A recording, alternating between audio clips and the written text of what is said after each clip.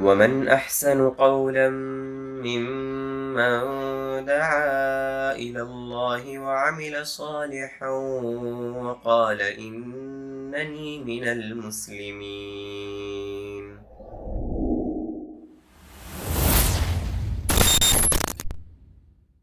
السلام علیکم ورحمۃ اللہ وبرکاتہ.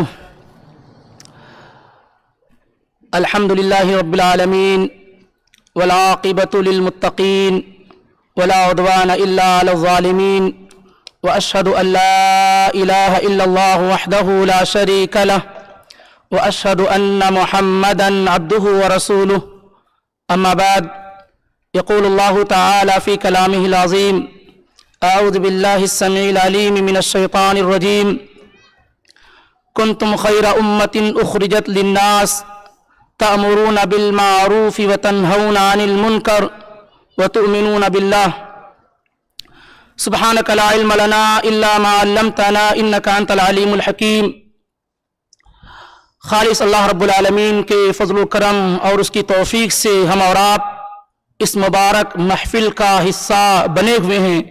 اللہ تعالیٰ اس محفل کو ہمارے اور آپ کے لیے اور تمام بھائی اور بہنوں کے لیے مبارک بنائے. اسے ہماری اور آپ کی نجات کا، کامیابی کا، گناہوں کے کفارے کا، درجات کی بلندی کا سبب اور ذریعہ بنائے. بلا شبہ اس طرح کی محفلوں اور مجلسوں میں حاضر ہو پانا یہ خالص اللہ رب العالمین کی توفیق سے ہی ممکن ہے.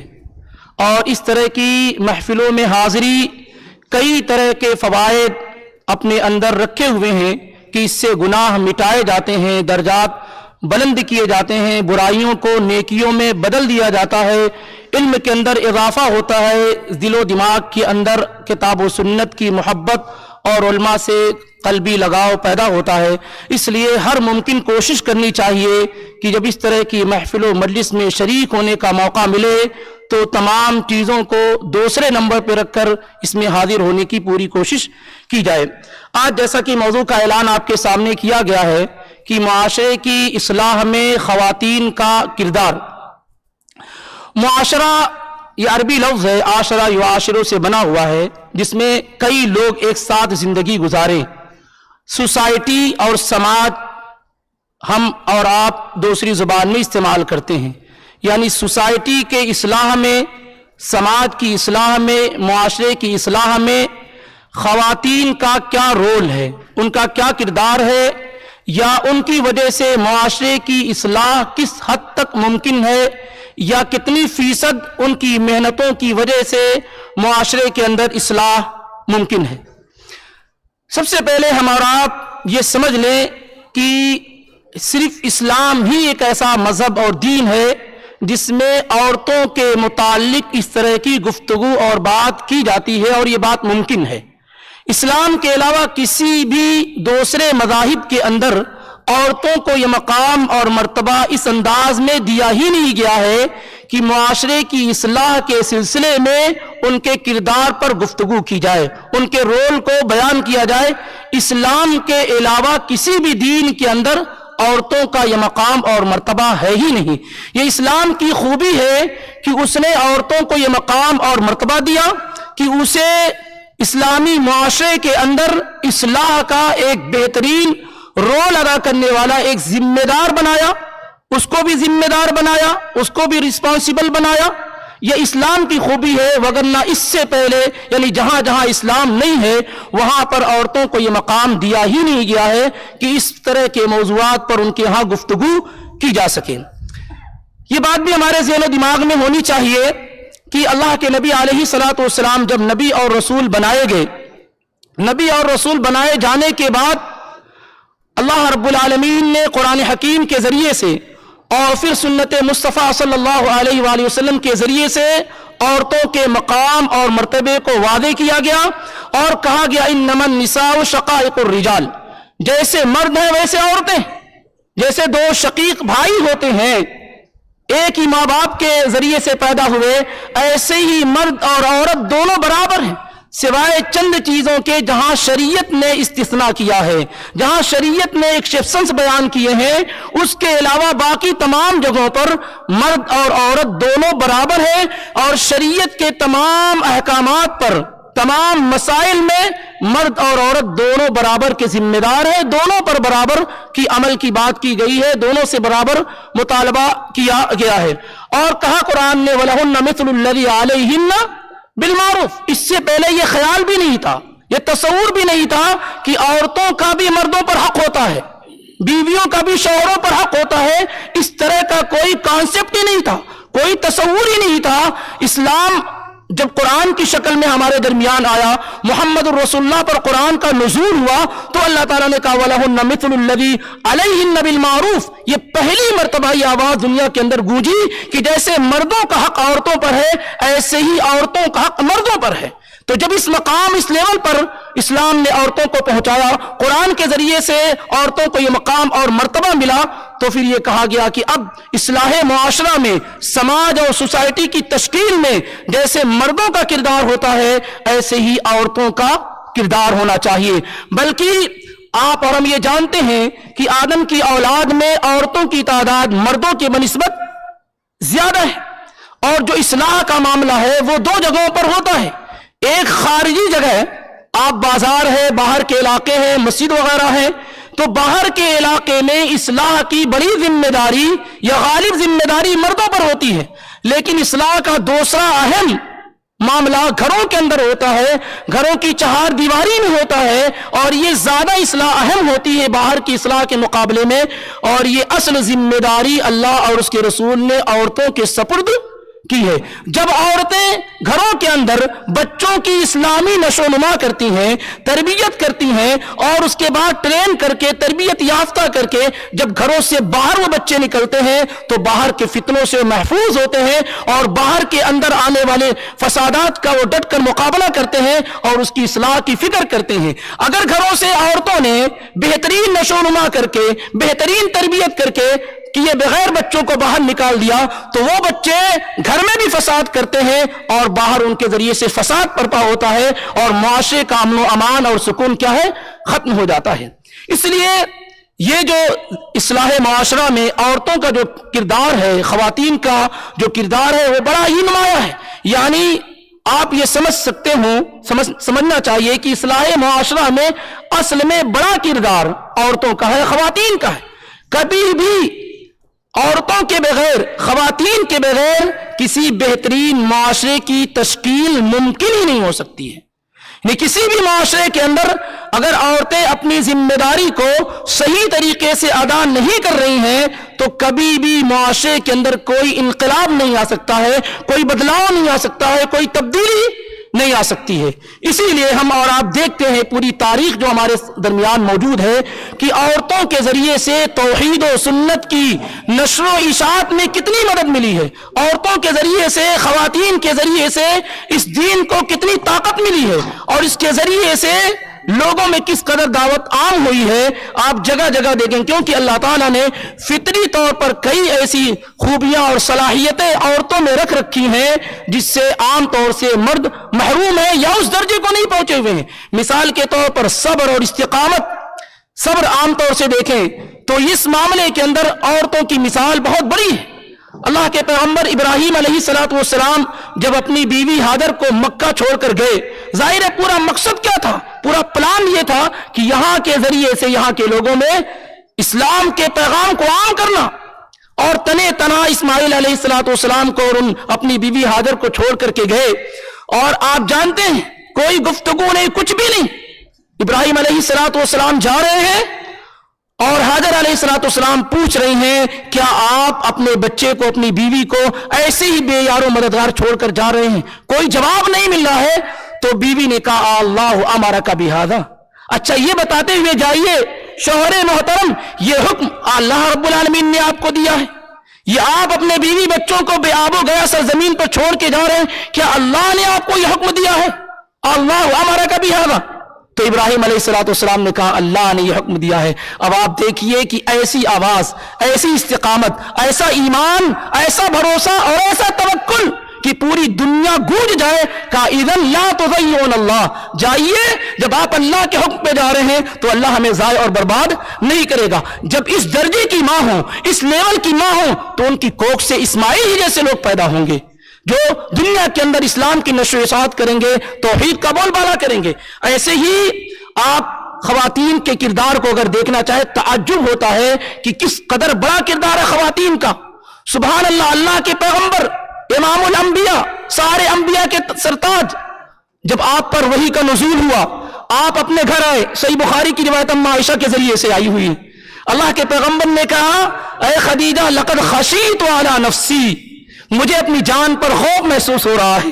سبحان اللہ، ایک خاتون جو سب سے پہلے اللہ کے پیغمبر پر ایمان لائی اور اس کے بعد اللہ کے پیغمبر کو دلاسا دے رہی ہیں، آپ کو تسلی دے رہی ہیں. یہ مقام، یہ اعجاز اس اللہ کے نبی علیہ الصلوۃ والسلام کو مل رہا ہے خدیجہ رضی اللہ تعالیٰ عنہ کے ذریعے سے.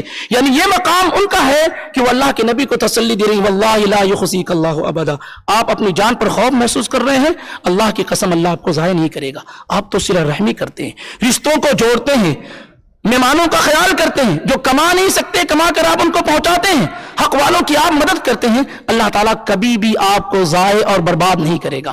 نبی علیہ الصلوۃ والسلام کی دعوت پر ایمان لانے والی، سب سے پہلے کلمہ طیبہ لا الہ الا اللہ کا اقرار کرنے والی سیدہ خدیجہ رضی اللہ تعالیٰ عنہ ہے. سب سے پہلے آپ پر ایمان لانے والی، مردوں اور عورتوں میں سب سے پہلے ایمان لانے والی. آپ اس سے اندازہ لگائیے کہ اللہ کے پیغمبر کو خدیجہ رضی اللہ تعالیٰ عنہ کے ذریعے سے کس قدر قوت اور طاقت ملی، کس قدر وہ دست و بازو بن گئی. ان کے ذریعے سے توحید و سنت کو عام کرنے میں اللہ کے پیغمبر صلی اللہ علیہ وسلم کو کتنی آسانیاں ہوئی، اور یہ آسانیاں زمانے تک چلتی رہیں. اس کے بعد بھی آپ دیکھیں تو سب سے پہلے اسلام کی خاطر، توحید کی خاطر اپنی جان کو قربان کر دینے والی کون تھی؟ سمیہ رضی اللہ تعالیٰ عنہ ام عمار تھی. جیسا کہ امام مجاہد نے ذکر کیا ہے، سب سے پہلے اسلام کی خاطر قربانی دینے والی یہ تھی.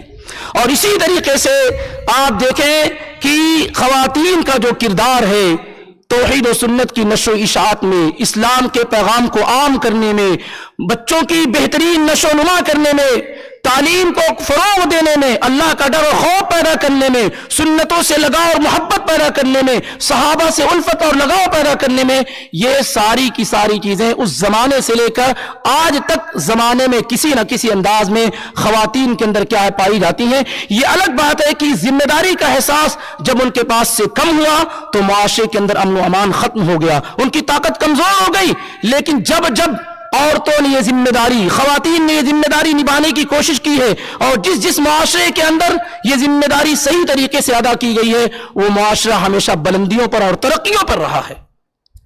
اللہ کے نبی صلی اللہ علیہ وسلم کے زمانے کی بعض خواتین کے ایمان افروز معاملے کو آپ دیکھیے، ان کے ذریعے سے اصلاح کا کام جو اللہ رب العالمین نے لیا ہے اس کو آپ دیکھیے. سبھی ایک چیز بیان کرتے ہیں کہ ابو بکر صدیق رضی اللہ تعالیٰ عنہ اپنے گھر کی ساری دولت لے کر کے چلے آئے. جب اللہ کے پیغمبر نے کہا کہ جاؤ اپنے گھروں سے مال و صدقہ لے کر کے آؤ، تو ابو بکر صدیق رضی اللہ تعالیٰ عنہ اپنے گھر کا سارا اثاثہ لے کر چلے آئے، لوٹا پلیٹ جتنے کپڑے لتے سب کچھ لے کر چلے آئے. اس کا یہ مطلب نہیں کہ صرف کیش لے کر کے آئے، گھر کا اثاثہ لے کر کے چلے آئے، گھر کا ساز و سامان لے کر کے چلے آئے.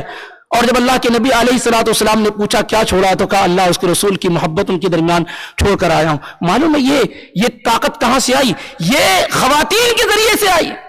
اگر ان کی خواتین اسلام سے محبت کرنے والی نہ ہوتی تو روڑے پر ڈالتی، رکاوٹ پیدا کرتی، اللہ کے راہ میں صدقات و خیرات سے روکتی. میرا کیا ہوگا، میرے بچوں کا کیا ہوگا، بچوں کا مستقبل کیا ہوگا، ان کا فیوچر کیا ہوگا، اس طرح کی دعائی دیتی.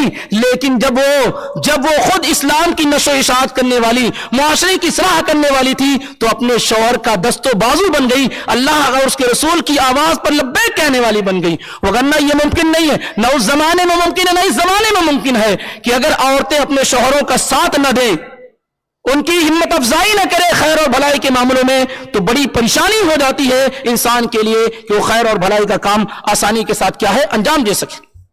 اسی طریقے سے آپ دیکھیں کہ کتنے مقامات پر عورتوں کی حکمت، ان کی بصیرت، ان کی رائے، ان کی اوپینین سے کتنے مسائل حل ہو گئے، کتنی اصلاح کا کام ہو گیا. اللہ کے نبی علیہ الصلوۃ والسلام صلح حدیبیہ میں گئے، راستے میں آپ کو روک دیا گیا اور یہ بات طے ہوئی کہ آپ اس سال طواف نہیں کریں گے، عمرہ نہیں کر سکتے، آپ آئندہ سال آ کر کے آپ عمرہ کریں گے، طواف کریں گے. تو اللہ کے نبی علیہ الصلوۃ والسلام نے صحابہ کو کہا کہ تم لوگ اپنے جانور ذبح کر لو، तुम लोग अपने जानवर ज़बह कर लो और अपने बालों को मुड़ा लो। आपने ये आवाज लगाई, सही बुखारी और मुस्लिम में रिवायत मौजूद है, किसी ने सुना ही नहीं गोया कि कोई इस पर अमल करने के लिए तैयार नहीं, क्योंकि हमने न तवाफ किया है न सही की है। किस बुनियाद पर अपने बालों को मुड़ा ले, किस बुनियाद पर जानवर ज़बह कर दे। अल्लाह के नबी घर में दाखिल हुए, उम्मे सलमा रज़ियल्लाहु तआला अन्हा मौजूद थी, कहने लगी कि आप कुछ परेशान दिख रहे हैं। कहा ये मामला है, तो अल्लाह के नबी सल्लल्लाहु अलैहि वसल्लम ने कहा व तुहिब्बु ज़ालिका, क्या आप ऐसा ही चाहते हैं कि जानवरों को ज़बह कर दिया जाए, बाल को मुड़ा लिया जाए? तो अल्लाह के नबी सल्लल्लाहु अलैहि वसल्लम ने कहा, तो कहा आप एक काम कीजिए, किसी से बात मत कीजिए, किसी से गुफ्तगू मत कीजिए, जाइए अपने जानवर को ज़बह कीजिए, नाई को बुलाइए और बालों को मुड़ाना शुरू कर दीजिए। आपको देखते ही सहाबा पिल पड़ेंगे, वो भी अपने जानवरों को ज़बह करेंगे और अपने बालों को मुड़ाना शुरू कर देंगे। चुनांचे अल्लाह के पैगंबर उम्मे सलमा रज़ियल्लाहु तआला अन्हा के मशवरे पर घर से बाहर निकले, जानवर को ज़बह किया, बालों को मुड़ाना शुरू किया। सहाबा पिल पड़े एक दूसरे पर कि जल्द से जल्द वो भी अपने जानवरों को ज़बह कर दें और इसी तरीके से बालों को मुड़ा लें। तो आप देखें कि एक खातून ने किस कदर बेहतर किरदार अदा किया, वो भी सहाबा के दरमियान इतने बड़े पैमाने पर। एक खातून के इस एक मशवरे ने मामले को कितनी आसानी के साथ क्या है सुलझा दिया। तो हर दौर में जब आप देखेंगे कि औरतों के अंदर दीनदारी है और इस्लाम की नशो इशाअत का शौक है, तो वही सुन्नत से मोहब्बत है, तो उनके जरिए से अल्लाह मुआशरे की इस्लाम में वो काम ले लेता है जो आसानी के साथ हो नहीं सकता है। ऐसे आप मिसालें देखते जाएंगे। कादिसिया का मौका है, कादिसिया का मौका, कितनी बड़ी जंग है, उसमें एक सहाबिया खानसा रज़ियल्लाहु तआला अन्हा चार बेटे शहीद हो गए। और वही एक मौका था जब वो इस्लाम की आगोश में नहीं आई थी, एक भाई उनका मार दिया गया तो रातों दिन रोती थी उसकी जुदाई के लिए, रातों दिन परेशान रहती थी उसकी जुदाई के लिए। लेकिन जब इस्लाम की आगोश में आई और चार बेटे शहीद कर दिए गए अल्लाह की राह में, तो कहने लगी कि अल्लाह रब्बुल आलमीन का शुक्र है, अल्हम्दुलिल्लाहिल्लज़ी बश्शरनी बिक़त्लिहिम जमीआ, शुक्र है उस रब्बुल आलमीन का जिसने मेरे बच्चों को अपनी राह में कबूल करके मेरे सर को बुलंद कर दिया है, मेरे सर को फख्र से ऊंचा कर दिया है। उस अल्लाह का शुक्र है जब चार बेटे शहीद कर दिए गए और अल्लाह रब्बुल आलमीन की राह में मार दिए। और क्या कहती है, मुझे अल्लाह की रहमत से उम्मीद है कि वो जन्नत में हम तमाम लोगों को क्या है इकट्ठा और जमा कर देगा। तो ये चीजें हैं, ये चीजें पैदा होती हैं। और इसी तरीके से आप आगे बढ़ते हुए चले जाए तो औरतों के या खवातीन के किरदार की झलकियां इतनी वाज़ेह अंदाज में आपको मिलेंगी कि जाहिर है कि इंसान कितना भी बड़ा हो जाए, माँ के पास तो उसका कोई दर्जा ही नहीं होता है, कोई लेवल नहीं होता। वहां जाकर के तो उनके पांव के नीचे पहुंच जाता है। बड़ा से बड़ा इंसान माँ की गोद में जाकर के उसके पैरों के नीचे आ जाता है, कोई छोटा हो कोई बड़ा हो, कोई आलिम हो कोई आबिद हो, कोई बादशाह हो कोई हो। अल्लाह ताला ने वो मकाम दे दिया माओ को कि सारी कायनात उनके नीचे आ गई। अल्लाह और उसके रसूल के बाद इंसानी शक्ल और सूरत में मां से बड़ा कोई मकाम और मर्तबा रखने वाला नहीं है। तो इंसान बिल्कुल छोटा हो जाता है जब मां के दरबार में पहुंचता है और मां की आगोश में पहुंचता है। लेकिन आप देखें कि इनके जरिए से नशोनुमा कैसे होती है, इनके जरिए से तरबियत कैसे होती है, इस्लाह का काम कैसे होता है। ये बात सही है कि इसमें मर्दों का भी किरदार है, लेकिन बड़ा काम ये औरतों का है। घर की इस्लाह का, मुआशरे की इस्लाह का, बच्चों की तरबियत का, उनमें दीनी रमक डालने का, दीनी ख्याल डालने का, दीनी मिजाज डालने का, ये सारा का सारा काम खवातीन का है, औरतों का है। और जहां जहां औरतों ने इस काम को छोड़ा है उस पूरे मुआशरे की शक्ल और सूरत बड़ी बिगड़ी हुई नजर आती है। इमाम सुफियान सौरी रहमहुल्लाह का नाम आप लोगों ने सुना होगा, और बहुत कम लोग सुनते हैं। मैं कभी कभी जब ये नामों को जिक्र करता हूं तो बहुत अफसोस करता हूं कि हम लोग इतने लेवल में इतने कम हो गए दीन के मामले में कि इतने बड़े बड़े लोगों के नाम लोगों को मालूम नहीं है, तो उनकी तारीख और उनकी शख्सियात, उनके दीनी कारनामे हमें क्या मालूम होंगे। यानी सुफियान सौरी का भी अगर जिक्र किया जाए तो सामने बैठे वाले लोगों में उलमा को छोड़ दिया जाए तो आम लोगों का मामला है कि सुफियान सौरी को नहीं जानते, सुफियान इब्न उयैना को नहीं जानते हैं, औज़ाई को नहीं जानते, मखूल को नहीं जानते हैं, और किसको जानते हैं? वो लुच्चे लफंगों को जानते हैं जो आज हमारे दरमियान मौजूद होते हैं। उनके पूरा बायोडाटा मौजूद होता है, उनका पूरा विकिपीडिया पढ़े हुए होते हैं, लेकिन कभी ये तौफीक नहीं होती कि जिनके जरिए से अल्लाह ताला ने दीन को सरबलंदी अता की है उनके नाम भी हमें मालूम है। हर दौर में ऐसे लोग मौजूद रहे हैं, किस दौर में किन उलमा के जरिए से अल्लाह ने दीन की बड़ी खिदमत अंजाम दिलवाई है, उनके नाम हमें मालूम। बहरहाल मैं जिक्र कर रहा था सुफियान سفیان الثوری رحمہ اللہ بہت بڑے امام، امام المحدثین ایک طریقے سے امام الدنیا ہے اپنے زمانے کے. ان کے والد کی وفات ہو گئی ہے، چھوٹے ہیں. ماں کیا کرتی ہے؟ ماں تربیت کرتی ہے. سفیان الثوری کی ماں ان کو پالتی پوستی، بیٹا تم پڑھو، میں تمہارے لیے سود کاٹوں گی، اسے بیچوں گی، اس کے ذریعے سے تمہاری تعلیم کا انتظام ہوگا. ماں محنت کر کے اپنے بچے کی تربیت کرتی ہے، اس کی تعلیم پر زور دیتی ہے. سبحان اللہ، وہ بچہ بڑا ہو کر کے سفیان الثوری ہو جاتا ہے، دنیا کا امام ہو جاتا ہے. ایسے امام شافعی رحمہ اللہ جن کی والدہ فاطمہ بنت اسد ہے، غزہ کے اندر ان کے والد کی وفات ہو گئی. امام شافعی بالکل چھوٹے ہیں، صغر سنی میں ہے، والد کی وفات ہو گئی. والدہ ان کو وہاں سے لے کر کے مکہ جاتی ہیں، وہاں کے علماء کے پاس ان کو بیٹھاتی ہیں، وہاں سے علم سیکھتے، پھر وہاں سے لے کر کے مدینہ آتی ہیں، مدینے کے امام مالک کی آغوش میں دے دیتی ہیں. امام شافعی امام مالک کے پاس پڑھتے ہیں، ان سے علم حاصل کرتے ہیں. اور اس کے بعد آپ سمجھ سکتے ہیں کہ امام شافعی کون ہیں. امام شافعی امام الدنیا ہے، دنیا کے امام. امام احمد بن حنبل رحمہ اللہ کہا کرتے تھے کان الشافعی للناس کالشمس، جیسے ہر انسان کو سورج کی ضرورت ہے ایسے ہر شخص کو شافعی کی ضرورت ہے. دنیا کے لیے امام شافعی کی مثال سورج کی طرح ہے. کون کہہ رہا ہے؟ کوئی عام انسان نہیں، احمد بن حنبل رحمہ اللہ کہہ رہے ہیں. قابل احترام پیارے بھائیوں، دوستوں، ساتھیو، عزیزو، نماز سے قبل اس بات کا ذکر ہو رہا تھا کہ خواتین کا جو کردار ہے معاشرے کی اصلاح میں، عظیم لوگوں کو پیدا کرنے میں یہ بہت اہم ہے. اور انہی کے ذریعے سے عظیم لوگ پیدا ہوں گے، انہی کے ذریعے سے عظیم لوگ دنیا میں وجود میں آئیں گے، ان کے ذریعے سے بہت بڑا کام ہوگا.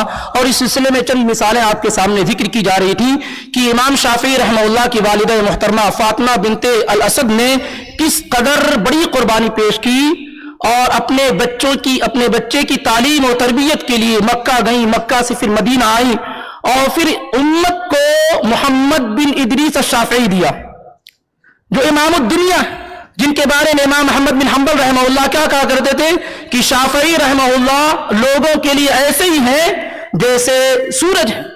جیسے کوئی آدمی سورج سے بے نیاز نہیں ہو سکتا ہے، ہر شخص کو ضرورت ہے، ایسے لوگوں کے لیے شافعی ایک سورج کے مانند ہے. اور کہتے ہیں ما صلیت منذ 40 سنة الا وادعو للشافعی، 40 سال سے میں نماز پڑھتا رہا ہوں، 40 سال سے امام شافعی کے لیے میں دعا کرتا رہتا ہوں. اور جب امام شافعی رحمہ اللہ ان سے ملنے کے لیے آیا کرتے تھے تو امام احمد بن حنبل جیسے شخص ان کے پیچھے پیچھے چلتے تھے. یحییٰ ابن معین کہتے یہ کون ہے بھائی جن کے پیچھے احمد بن حنبل چل رہا ہے؟ کہا اگر تمہیں بھی مقام اور مرتبے کا اندازہ ہو جائے تو تم بھی ان کے پیچھے چلنے کو اپنے لیے مقام اور مرتبہ سمجھو گے. اور اسی طریقے سے امام احمد بن حنبل رحمہ اللہ کے والد محترم خود بھی بچپن میں فوت ہو گئے تھے. ان کی والدہ محترمہ ان کو فجر کے لیے جگاتی تھی، ان کے ساتھ مسجد کے لیے جاتی تھی. صغر سنی میں تھے، چھوٹے بچے تھے احمد بن حنبل رحمہ اللہ، تو ماں ان کے ساتھ فجر کی نماز میں جایا کرتی تھی اور پھر واپس لے کر کے آتی تھی. تو اس طریقے سے اسلام کے بڑے بڑے جیالے وجود میں آئے. اس طرح کی مثالیں بھری پڑی ہوئی ہیں کیونکہ اصل بنیاد جو ہے یہ عورتوں ہی کے ذریعے سے لوگوں میں رکھی جاتی ہے. عورتیں یہ بنا کا کام کرتی ہیں، یہ بنیاد کا کام کرتی ہیں. باقی جتنے لوگ بھی محنت کرتے ہیں وہ اوپر سے آ کر محنت کرتے ہیں، اس میں کوئی بڑی مضبوطی نہیں ہوتی ہے. لیکن جب کوئی بچہ ماں کی گود سے توحید و سنت کو سیکھ کر کے باہر نکلتا ہے تو استقامت کا پہاڑ ہوتا ہے، اس کے اندر وہ خیر اور بھلائی ہوتی ہے جس سے پوری دنیا کو سیراب کر دیتا ہے، پوری دنیا کے اندر اپنی روشنی کیا ہے بکھیر دیتا ہے. بہت بڑا کردار رہا ہے. بسا اوقات عورت ہوتی ہے، اس کے نام کو لوگوں کے سامنے ظاہر کرنے کی ضرورت نہیں ہوتی ہے، اس لیے بسا اوقات وہ دب جاتی ہے. اس سے یہ مت سمجھیے گا کہ اس کا کردار کم رہا ہے. آپ اس دولت التوحید کو دیکھ رہے ہیں، یہ مملکت التوحید کو دیکھ رہے ہیں. یہ مملکت توحید میں بھی ایک بہت بڑی حصے داری ایک خاتون کی ہے. محمد بن سعود رحمہ اللہ کی رحمتوں پر نازل ہو، ان کی بیوی نے موضع السویلم نے اشارہ کیا کہ آپ محمد بن عبد الوہاب کا ساتھ دیجئے. اپنے شوہر کو ابھارا کہ آپ ان کا ساتھ دیجئے، ان کی مدد کیجئے. اور اللہ رب العالمین نے ان دونوں کے ذریعے سے اس دولت توحید کو کیا ہے مملکت توحید کو آباد کیا. اور پھر خود موضع السویلم جو ہے کئی بڑے بڑے گھروں پر توحید کا درس دیا کرتی تھی، توحید کا سبق پڑھایا کرتی تھی، جس کا یہ نتیجہ ہے. بہرحال یہ کہنے کا مقصود ہے کہ خواتین کا اصلاح معاشرہ میں جو کردار ہے وہ مردوں سے بھی زیادہ ہے. مردوں سے بھی زیادہ ہے، کیونکہ گھر کا جو کردار ہے، گھر میں جو محنت ہے، وہ سب سے اہم اور بڑی محنت ہے. اور اللہ کے نبی علیہ الصلوۃ والسلام بیان فرماتے ہیں وَالْمَرْأَةُ رَاعِيَةٌ فِي بَيْتِ زَوْجِهَا وَوَلَدِهِ، عورت اپنے گھر کے، اپنے شوہر کے گھر کی اور اس کے بچوں کی ذمہ دار ہے، اور قیامت کے دن اس سے اس کی ذمہ داری کے متعلق سوال کیا جائے گا. عورت پر اللہ نے کھانے کی ذمہ داری، کمانے کی ذمہ داری، مارکیٹ کرنے کی ذمہ داری، روزی روٹی کو حاصل کرنے کی ذمہ داری، خود اس کا اپنا پیٹ چلانے کی ذمہ داری اللہ نے نہیں دی ہے، صرف اس وجہ سے کہ وہ اپنی اصل ذمہ داری پر فوکس کرے، بچوں کی تربیت کرے، تعلیم سے آراستہ کرے، تزکیہ نفس کرے، کتاب و سنت کی تعلیم دے، اس کے اندر ایمان پیدا کرے، صبر پیدا کرے، توحید پیدا کرے، سنت کی محبت پیدا کرے. یہ اصل کام ہے عورتوں کا. اور جو عورتیں اپنی اصل پوزیشن سے ہٹ گئی ہیں، وہ یقینی طور پر ان کی اولادیں انتہائی بگڑی ہوئی ہیں. عورت کی سب سے اہم پوزیشن یہی ہے کہ وہ اپنے گھر میں رہ کر کے اپنے بچوں کی اسلامی تربیت کرے، یہ اس کی ذمہ داری ہے. اور جو عورتیں گھروں سے باہر نکل گئی، کام کاج میں مشغول ہو گئی اور بچوں پہ تربیت کرنا انہیں چھوڑ دیا، قیامت کے دن وہ یہ ضرور باز پرس ہوں گی، بلکہ یہ قیامت کی نشانیوں میں سے ہے. آج کہتے ہیں نا اکیلے گھر نہیں چلے گا، شوق کم نہیں کریں گے، کمالیات کم نہیں کریں گے، اور فضول خرچی کم نہیں کریں گے. کہتے ہیں اکیلے گھر نہیں چلے گا، اب ضروری ہے کہ عورت بھی ساتھ میں کام کرے گی تو گھر چلے گا. ماشاءاللہ نبی علیہ الصلوۃ والسلام نے کہا تھا نا کہ تجارت اتنی عام ہو جائے گی قرب قیامت حتی تعین المرأة زوجہا علی زوجہا، عورت اپنے شوہر کی تجارت میں ہاتھ بٹانے لگ جائے گی، سپورٹ کرنے لگ جائے گی، وہ بھی نکل جائے گی اپنے شوہر کے ساتھ باہر کمانے کے لیے، مرد بھی نکلا ہوا، عورتیں بھی نکلی ہوئی ہے، اور بچوں کو کسی اور کے ساتھ چھوڑ دیا گیا ہے. کون اس پوزیشن کو لے گا؟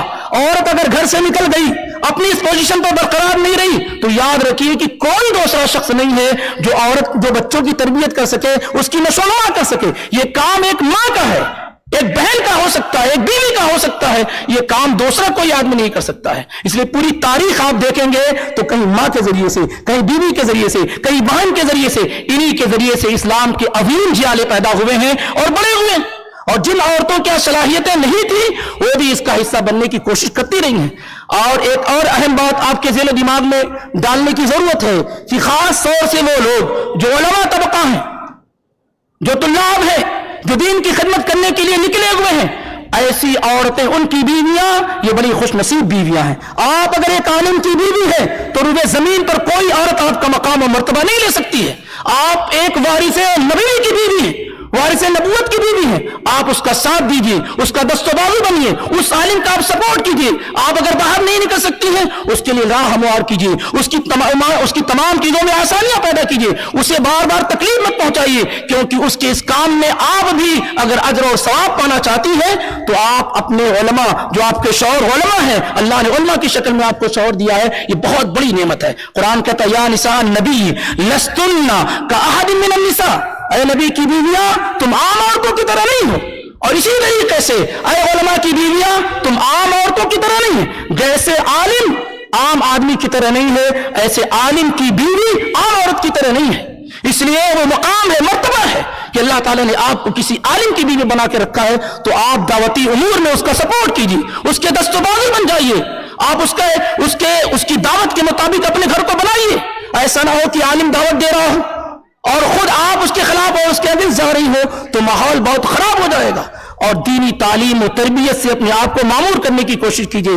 آج جو عورتوں میں جو اسلامی تعلیم کی جو گراوٹ ہے نا، اتنی بڑے پیمانے پر ہے کہ آج پورا علاقہ کا علاقہ آپ دیکھیں گے کوئی خاتون ایسی نہیں مل پاتی ہے جو دین کا کام کرنے والی ہو، دین کے مسائل کو جاننے والی ہو، جس کے پاس عورتیں اکٹھا اور جمع ہو سکیں. مردوں کو جانا تو دور ہے، ایک زمانہ وہ تھا کہ عورتیں اتنی بلند کردار، اتنی اعلیٰ تعلیم یافتہ، اتنا اللہ رب العالمین کا علم رکھنے والی ہوتی تھی کہ بڑے بڑے علماء کو ان کے دروازے پہ جانے کی ضرورت ہوتی تھی، ان سے مسائل پوچھنے کی ضرورت ہوتی تھی. لیکن آج معاملہ اتنا گر چکا ہے کہ عورتوں میں تعلیم ہے ہی نہیں، دینی سوجھ بوجھ ہے ہی نہیں، دینی تفقہ ہے ہی نہیں. وہ عورتوں کے لیے اس قدر مسائل نہیں رکھتی ہیں کہ ان کا حل کر سکیں، چاہے جائے کہ مردوں کے ان کے پاس جانے کی ضرورت ہو. اس لیے اس معیار کو اٹھانے کی کوشش کیجیے. آپ یاد کریں نبی صحابہ کا زمانہ ہے، صحیح بخاری اور مسلم کی روایت ہے، عبداللہ بن مسعود رضی اللہ تعالیٰ عنہ تقریر فرما رہے ہیں. عبداللہ بن مسعود رضی اللہ تعالیٰ عنہ تقریر فرما رہے ہیں، تقریر میں ذکر کر رہے ہیں کہ لعنت ایسی عورتوں پر جو گدنا گدوانے والی ہو، لعنت ہو ایسی عورتوں پر جو اپنے دانتوں کے درمیان سوراخ کرنے والی ہو حسن کے لیے، زینت کے لیے، لعنت ایسی عورتوں پر جو بالوں کو اکھاڑنے والی ہو، اور لعنت ایسی عورتوں پر جو اللہ کی خلقت میں تبدیلی کرنے والی ہو۔ ایک خاتون بنو اسد کی جن کو یعقوب کہا جاتا تھا، وہ عبداللہ بن مسعود کے پاس آ گئی، کہنے لگی کہ تم نے فلاں فلاں پہ لعنت کیوں کی، آپ نے فلاں فلاں پہ لعنت کیوں کی؟ ایک عام خاتون ہے، نہ نبی کے گھرانے کی ہے، نہ صحابہ کی، نہ بڑے بڑے صحابہ کی بیویوں میں سے ہے، نہ نبی کی بیٹیوں میں سے ہے۔